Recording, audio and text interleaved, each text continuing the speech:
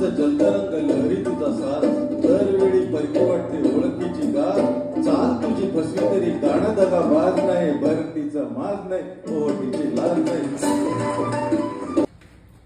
इथे जसं मन म्हणजे जलतरंग आहे असं सांगितलेलं आहे, कारण दोघं सुद्धा चंचल असतात, तसंच काहीसं कंपॅरिझन आपल्या मराठी व्याकरणातील उत्प्रेक्षा या अलंकारामध्ये केलं जातं। चला तर पाहूया काय आहे ते। जेव्हा उपमेय हे उपमानच आहे असं सांगितलं जातं तेव्हा त्याला आपण उत्प्रेक्षा अलंकार असं म्हणतो। आता उपमेय उपमान हे जर तुम्हाला समजलं नसेल तर मी सोप्या भाषेत सांगते।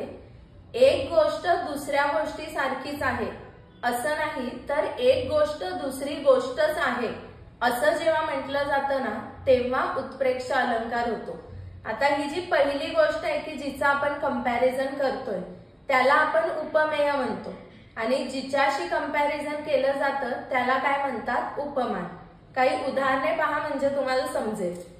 ती गुलाबी उषा म्हणजे परमेश्वराचे प्रेम जणू।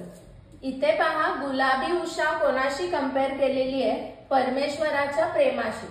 मग ज्याचं कंपॅरिझन केलं जातं त्याला आपण काय म्हणणार उपमेय, आणि ज्याच्याशी कंपॅरिझन करतात त्याला काय म्हणतात उपमान। पुढचं उदाहरण पहा, तिचे बोलणे म्हणजे जणू अमृत वर्षा।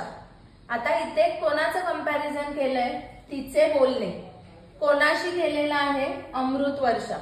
मग हे आपलं काय होईल उपमेय, आणि हे काय होईल उपमान। त्याचे अक्षर जणू काय मोतीच। इथे पहा त्याचे अक्षर जे आहे कोणाशी कंपेअर केलेलं आहे, मोत्यांशी। मग त्याचे अक्षर काय होईल उपमेय, आणि मोती हे काय होईल उपमान। म्हणजे ही तिन्ही उदाहरणे तुम्ही पाहिली असतील तर एक गोष्ट दुसरी गोष्टच आहे असं सांगितलेलं आहे। अशी उदाहरणे उत्प्रेक्षा अलंकारातील उदाहरणे असतात। मग हे चौथं उदाहरण जे आहे ना त्याच्यामध्ये उपमेय काय आहे आणि उपमान काय आहे हे तुम्ही मला नक्की कमेंट करून कळवा।